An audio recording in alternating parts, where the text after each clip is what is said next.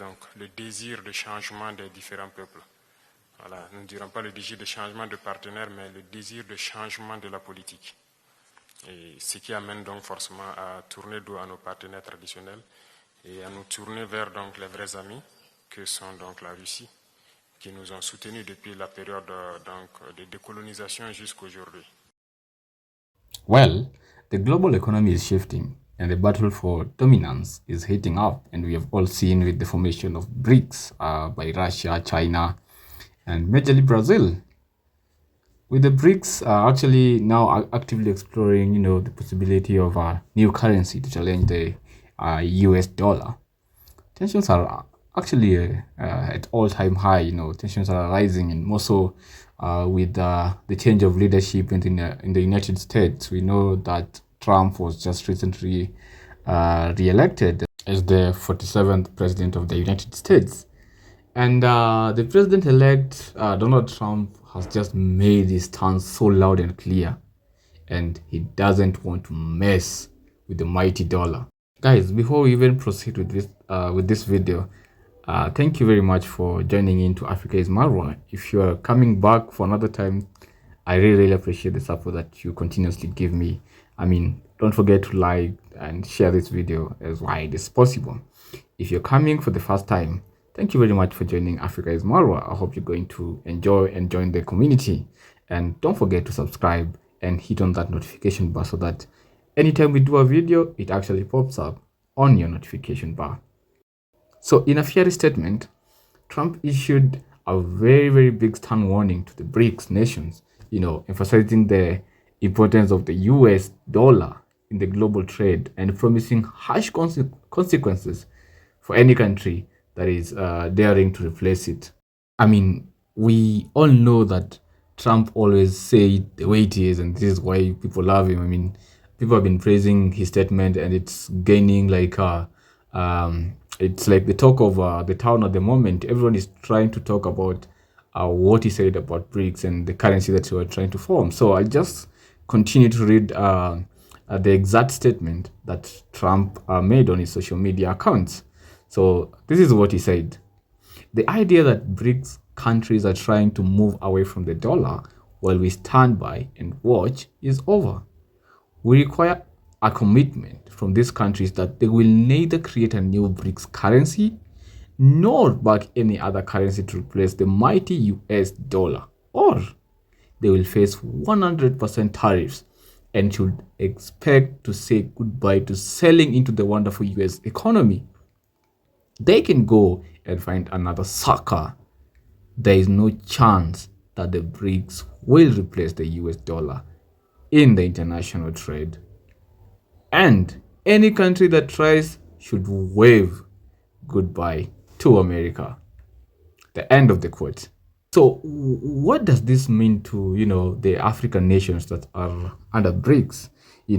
This statement sends a very sounding alarm to countries that are under BRICS, and we know that there are African countries that have been supporting BRICS, and majorly the country that is known as South Africa.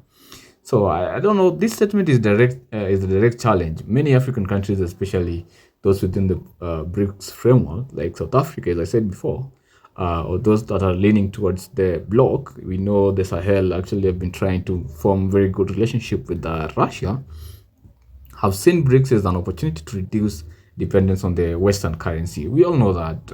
We've had the dollar and we've been held by the Western, by the West for quite some time, and they've been seeing this as an opportunity. Look at South Africa. They are advocating for the greater trade within the BRICS nations. Look at Zimbabwe trying to explore on how they can de-dollarize in order to strategize on how they can stabilize the economy. Look at Kenya. We have known Kenya to be the big supporter of the United States, even having that President Ruto has visited, United States for quite some time when Biden was, who is still in the president of America. But we have seen Kenya recently trying to initiate trade deals with Russia and China, trying to see on how they can bypass the dollar. Trump's warning puts these countries in a tough spot. Do they continue aligning with the BRICS to explore new economic independence, or do they risk strained relations with the US, one of the largest global markets? This is something that we are really waiting to see, because we know Trump is going to be sworn in, I think, on 20th in January. Well, the rise of BRICS isn't just about currency. It's about, shifting the global power dynamics. A unified BRICS currency backed by resources like gold or oil threatens to dominate the US dollar, which has been for far too long a bedrock of international trade for over decades now. If successful, BRICS currency could give developing nations more negotiating power and reduce the reliance on Western financial systems. But it also risks the economic retaliation, as Trump has clearly stated and clearly laid out. But we know many African countries are actually trying to see on how they can clearly lean into, the BRICS bloc. So what next for Africa then? Because, this is the defining moment. The continent must weigh its option carefully and try to see where can they align with the rising tides of BRICS, which actually promises a new economic future, but maintains a very strong ties with traditional Western powers like the United States. The question is, what future does Africa envision for itself? I mean, what kind of choices should our leader make? And how are these decisions that they make going to shape, the continent's position in the new world order? We wait to see. Trump's role is a reminder of the stakes in the global economic game. The BRICS nations are challenging the status quo, and Africa stands at the crossroads. As always, we always stand at the crossroads, knowing whether we should face west or east. But this is an opportunity, and at the same time, it's like more of a consequence, because whether you pick on BRICS, there'll always be a consequence from the United States. So will the continent seize this moment to chart its course, or will it bow to the external pressure and remain with the West? I mean, yeah, we are watching and the world is watching. So anyway, that is all we had for today. Tell me in the comment section, what do you think about Trump's statement and the significance of his statement, now that many African countries have been trying to face towards BRICS, but now with the change of leadership in the United States, it's gonna be different. And we know Trump's American first policy can kind of actually influence how things work. Maybe the wars in the Ukraine might end, the Israel and Gaza war might end. But what do you think? Where is Africa's position when it comes to the tradings and all that, economy-wise?